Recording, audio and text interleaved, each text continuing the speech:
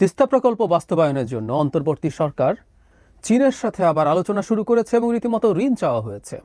পত্রিকায় দেখলাম ৬,৭০০ কোটি টাকা ঋণ চাওয়া হয়েছে এবং রিপোর্টটা পুরো পড়ার পর মনে হলো সরকার বেশ ভালোভাবেই এই প্রকল্প চীনের সাথে বাস্তবায়ন করার ক্ষেত্রে এগিয়ে যাচ্ছে। তিস্তা প্রকল্প খুবই সেন্সিটিভ একটা প্রকল্প এবং এটা নিয়ে ভারত চীনের বাংলাদেশের মাটিতে সংঘাতের এক ধরনের পরিস্থিতি আছে এবং এই প্রশ্ন আমরা এখন করতেই পারি, সরকার যদি এই ধরনের পদক্ষেপ নিয়ে এগিয়ে যায় তাহলে ভারতের দিক থেকে শত্রুতা তৈরি হবে কিনা। মানে এটা বলেই মনে হলো ভারত অলরেডি শত্রুতা ভাবাপন্ন এবং শত্রুতা করে বেড়াচ্ছে। তাহলে আমরা এভাবে বলি যে শত্রুতা আরও বাড়বে কিনা, বাড়লে ভারত কি করবে, কি করতে পারে, বা আমাদের এই প্রকল্পের মধ্যে যাওয়া উচিত কিনা। তিস্তা প্রকল্পটা একটা দীর্ঘ ট্র্যাক রেকর্ড আছে। মানে আমরা অনেক দিন থেকে এই প্রকল্পটা বাস্তবায়ন নিয়ে কথাবার্তা হচ্ছে, শেখ হাসিনার সময়ে মূলত, এবং চীনের সাথে অনেক রকম আলোচনা হয়েছে। চীনের রাষ্ট্রদূত তিস্তা প্রকল্প এলাকায় গেছেন নির্বাচনের আগে পরে, এমনকি ২৪-এর নির্বাচনের পরপরও চীনের রাষ্ট্রদূত তিস্তা প্রকল্প এলাকা পরিদর্শনে গেছেন। চীনের খুবই ইন্টারেস্ট আছে। চীন এমনিতেই ঋণ বেচতে চায়, ঋণ কিন্তু বেচে। চীনের যে পরিমাণ আইডল টাকা আছে, যথেষ্ট উচ্চ সুদে সাপ্লায়ার্স ক্রেডিটের লোন দিয়ে তারা ভালো ব্যবসা করে, এমনকি অপ্রয়োজনীয় প্রকল্পেও তারা ঋণ দেয়। সেটা আজকের আলোচনা না। সো চীন ঋণ দেওয়ার জন্য বসে আছে, কিন্তু তিস্তা প্রকল্পে তার ঋণ দেওয়ার আগ্রহ অনেক বেশি। চীনের আগ্রহ যেখানে অনেক বেশি হবে, চোখ বন্ধ করে আমরা বুঝতে পারি ভারত সেখানে নাখোশ হবার কারণ আছে। বিশেষ করে তিস্তা প্রকল্পে যে অবস্থান, সেটা সংকট তৈরি করছে। আমরা আসবো সেই জায়গায়।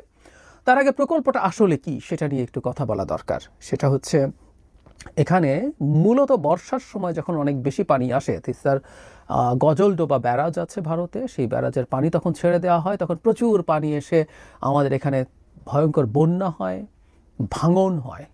মানে একটা নদীতে শুকনোর সময় যখন পানি থাকে না, তার তলদেশ উঁচু হতে থাকে, উঁচু হতে হতে সংকট যেটা তৈরি হয়, তখন যখন বেশি পানি আসে তখন নদীর সেই গভীরতা থাকে না সেই পানিকে ধারণ করার, তখন সে বন্যা তো হয়ই, ভাঙন তৈরি করে।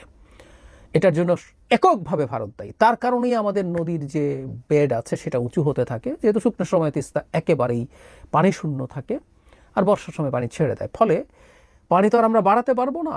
আমি প্রকল্পটা দেখলাম, আমি এক সময় যতদূর মনে পড়ে শুনেছিলাম যে বর্ষার সময় পানি এখানে রিজার্ভারও তৈরি হবে, যেখানে পানি ধরে রাখা হবে, কিন্তু আমি এই রিপোর্টে খেয়াল করলাম সেই রিজার্ভারের কথা নেই। তার মানে মূলত বর্ষার সময়কার পানি ম্যানেজমেন্ট। এখানে তিস্তাকে ন্যারো করে ফেলার কথা হয়েছে, এটার গভীরতা বাড়ানোর কথা হয়েছে যাতে এটা অনেক গভীর হয় এবং পানি ধারণ বেশি করতে পারে, পাড় বাঁধানোর কথা হয়েছে, রাস্তা বানানোর কথা হয়েছে, এরকম অনেক কিছু। তার মানে বর্ষার সময়কার ম্যানেজমেন্ট, যাতে বন্যা না হয়, ভাঙন না হয়। কিন্তু যে বললাম, চীনের খুবই আগ্রহ আছে, কারণ আসলে মানে এটা আমরা ধারণা করতে পারি এই প্রজেক্টটা ভারতের সবচেয়ে স্ট্র্যাটেজিক একটা চোক পয়েন্ট আছে নিজের দেশের মধ্যেই। আমরা অনেকেই এটা এখন চিকেন স্নেক বলে চিনি। শিলিগুড়ি করিডোর ২০-২১ কিলোমিটার চওড়া একটা স্ট্রিপ, যেটা ভারতের মূল ভূখণ্ডের সাথে তার উত্তর পূর্বাঞ্চলীয় যে রাজ্যগুলো, 7 সিস্টার্স আমরা বলি, সেগুলোকে সংযুক্ত করেছে। সো চীনের এক ধরনের আগ্রহ থাকার কথা, ভারতের সাথে তার ভবিষ্যৎ কোনো সংঘাত হতেই পারে, সেখানে কাছাকাছি থাকার একটা অবস্থান তাকে সুবিধা দিতে পারে। ঠিক এই কারণেই এটা ভারতের কাছে খুবই অপছন্দের এবং ভারত ক্রমাগত এটা নিয়ে প্রতিবাদ করেছে। মজাটা হচ্ছে, পানি দেবে না আমাদেরকে, বর্ষার সময় পানি ছেড়ে আমাদেরকে ডুবিয়ে মারবে, কিন্তু আমরা আর কারো টাকা নিয়ে এটা বানাবো সেটাও হতে দেবে না। ফলে তারা ক্রমাগত বাধা দেয় এবং ৭ জানুয়ারি ২০২৪-এর আমিডামি নির্বাচনের পর শেখ হাসিনা ভারতে গেলেন। এটাও একটু অফ টপিক হলেও বলে রাখি, এই জিনিসগুলো স্মৃতিচারণ করা দরকার। ভারতে তিনি প্রথম যাবেন বলে চায়নায় যাওয়া পিছিয়ে দিচ্ছিলেন বারবার। ভারতে যেহেতু জাতীয় নির্বাচন হয়নি, অথচ স্বাভাবিক ছিল তিনি তথাকথিত প্রধানমন্ত্রী হওয়ার পর, যেহেতু ভারতে নির্বাচন আছে, এবার ভারতকে বলে ঠিক আছে তোমার নির্বাচন শেষ হোক, তারপর যাবো, আমি আগে চায়নায় যাই। না, যান নাই।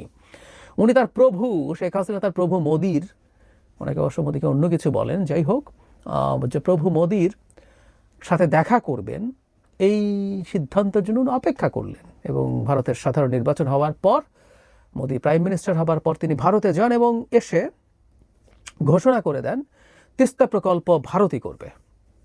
তিনি সেই সংবাদ সম্মেলনটার কথা আমাদের নিশ্চয়ই মনে আছে। এবং শুধু সেটা না, আরেকটা স্ট্র্যাটেজিক জিনিস যেটা চায়না চেয়েছিল মোংলা পোর্ট পরিচালনার জন্য ওখানে কিছু স্থাপনা নির্মাণ করা এবং সেটার দায়িত্ব পাওয়া, সেটাও চীনের সাথে অনেক অগ্রগতি হয়ে যাওয়ার পর সেটাও ক্যান্সেল করেছে। আমাদের নিশ্চয়ই মনে আছে এরপর চায়নাতে গেলেন এবং শেখ হাসিনাকে রীতিমতো বিদায় করে দেওয়া হয়েছে শর্ট টার্মে, কারণ শেখ হাসিনা চায়নার সাথে আসলে আর কিছুই করতে পারেননি। চায়না খুবই নাখোশ হয়েছিল এবং এই নাখোশ হওয়াটাই শেখ হাসিনার পতনের ক্ষেত্রে খুব গুরুত্বপূর্ণ প্রভাব ফেলেছিল।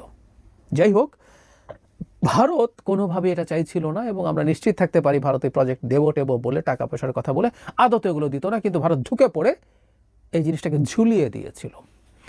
এখন আমাদের কি করা উচিত? আমাদের কি করা উচিত সেই জিনিসটা একটু মনে করা দরকার। ভারতের সিকিউরিটি যে কনসার্ন হচ্ছে, আসলে আমরা এভাবে তো বলতেই পারি যে চায়নার ওখানে প্রজেক্ট আছে, চায়নার ইঞ্জিনিয়াররা আছে, ওখানে যদি কাজ করে সো হোয়াট, এটা আমার ভূখণ্ড, আমার ভূখণ্ডে কাজ করবে, কাজ শেষ করলে তারা চলে যাবে। ওখানে চায়না কোনো ঘাঁটি হচ্ছে না যে ভারতের চিকেন স্নেক নিয়ে খুব মাথা ঘামাতে হবে। আর ভারত তো বিরাট পরাশক্তি, এখান থেকে কে কী করবে না করে সেই ব্যাপারে তারা সতর্ক থাকতেই পারবে।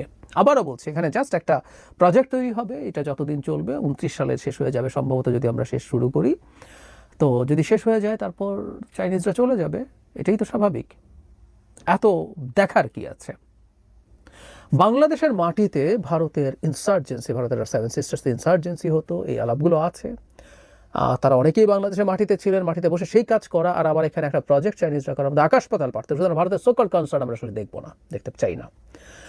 আমি ব্যক্তিগতভাবে মনে করি বাংলাদেশের এই প্রজেক্টটা, আমি ঠিক নিশ্চিত নই এটা কতটুকু বেনিফিট দেবে, এটা নিয়ে ডিবেট আছে, কিন্তু এই প্রজেক্টটা বাংলাদেশের চাইনিজ সাহায্যে করা উচিত। আরেকটা ডিবেট আছে বলে নেই, সেটা হচ্ছে এটা অন্তর্বর্তী সরকারের এই সিদ্ধান্তটা নেওয়া ঠিক হচ্ছে নাকি নির্বাচিত সরকারের নেওয়া উচিত হবে, সেটাও ডিবেট হচ্ছে। ডিবেট সবে এখন ঢুকছি না, কিন্তু নির্বাচিত সরকার আসলেও চীনের সাহায্যে এই প্রজেক্টটা করা উচিত। আমাদের ফরেন পলিসির সভারেন্টি তৈরি হয়েছে, আমরা আমাদের ফরেন পলিসির ক্ষেত্রে সার্বভৌম হয়েছি, সেই জিনিসটার একটা ইন্ডিকেশন এটা। কতটুকু বেনিফিট হবে এই প্রজেক্ট আমি জানি না, কস্ট বেনিফিট হিসাব করলে কি দাঁড়াবে তাও জানি না, কিন্তু এটার প্রতীকী ভ্যালু অনেক অনেক বড়। সুতরাং এই প্রজেক্টটা চীনের মাধ্যমেই বাস্তবায়িত হওয়া দরকার। চীনের অন্য প্রজেক্ট বাদও ইভেন আমরা দিতে পারি যেগুলো অপ্রয়োজনীয় প্রজেক্ট আছে, কিন্তু এই প্রজেক্টটা চীনের সাহায্যে বাস্তবায়িত করা দরকার, এটা আমার কাছে জরুরি বলে মনে হয়। এখন প্রশ্ন হচ্ছে ভারত শত্রুতা বাড়াবে? ওই যে বলছি তারা অলরেডি শত্রুতা করছে। শেখ হাসিনার পতন এবং পালিয়ে যাওয়ার পর ভারত যা যা করছে এর বাইরে আসলে আর কি করতে পারে?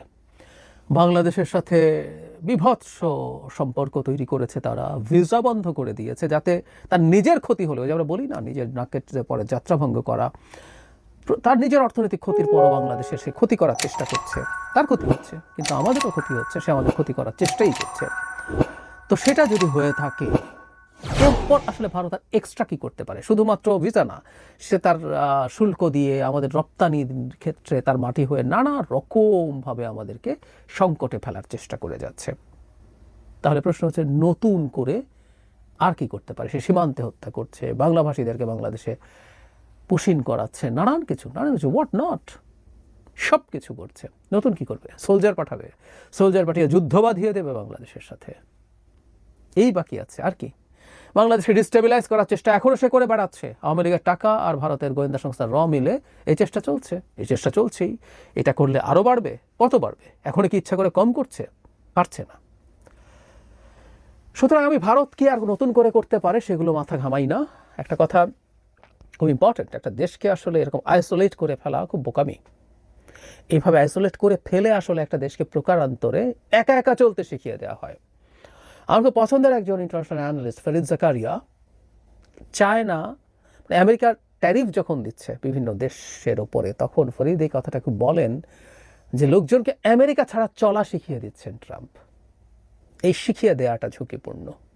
মানুষ দেখছে সে আসলে চলতে পারছে, কারণ দিনের শেষে সবাইকে চলতে হয়। সো ভারত একইভাবে তাকে ছাড়া আমাদেরকে চলা শিখিয়ে দিচ্ছে। আর কি বাকি আছে? এসব যে অস্ত্রগুলো সে ব্যবহার করতে পারতো কখনো, সেই অস্ত্রগুলো ব্যবহার করে তার পক্ষে আসলে আর সম্ভব হয়ে উঠবে না। সুতরাং আমি মনে করি এই প্রজেক্টটা করা দরকার। ভারতের কাছে এই মেসেজটা ক্লিয়ার করতে হবে যে আমাদের পররাষ্ট্রনীতি, তোমার নিরাপত্তার যদি সরাসরি কোনো ঝুঁকি তৈরি হয় আমাদের মাটি থেকে, আমরা সেটা নিয়ে ভাবতে পারি। কিন্তু আমাদের মাটিতে আমরা কাকে দিয়ে প্রজেক্ট করাবো, কিভাবে করাবো, কেন করাবো, কতটুকু করাবো, ভারত তোমার কাছে আমরা আসলে এগুলো বলতে প্রস্তুত নই। অনেক বেশি নিয়ন্ত্রণ তাদের হয়েছিল প্রজেক্ট তো বটে, আমাদের সামরিক বাহিনী কি অস্ত্রশস্ত্র কিনবে কি কিনবে না, আমরা সাবমেরিন কিনবো কি কিনবো না, আমাদের এয়ারফোর্সের জন্য কি কিনবো কি কিনবো না, সব তাদের নিয়ন্ত্রণে ছিল, তাদের সিদ্ধান্তে ছিল। ঢের হয়েছে, এটা ভারতের আর কলোনি না, এটা ভারতের ভ্যাসাল স্টেট না, করদ রাজ্য না। এই মেসেজ দেওয়ার জন্য তিস্তা একটা খুব গুরুত্বপূর্ণ প্রজেক্ট, এবং এই কাজটা দৃঢ়ভাবে এগিয়ে যেতে হবে। এমনকি অন্তর্বর্তী সরকার যদি করতে হয়, প্রয়োজনে সবগুলো দলকে ডেকে এই ব্যাপারে একটা কনসেনসাস তৈরি করা দরকার, এবং আমি বিশ্বাস করি সব দল এই ব্যাপারে কনসেনসাসে পৌঁছতে পারবে।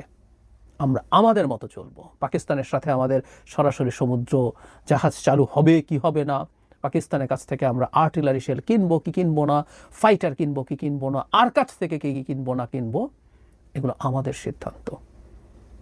ভারতকে মেনে নিতে হবে, এবং এটা মেনে নিয়ে আমাদের সাথে সম্পর্ক তৈরি করতে হবে যদি সম্পর্ক রাখতে চায়। আর সম্পর্ক না রাখলে আমরা মারা গেছি নাকি? কি হয়েছে?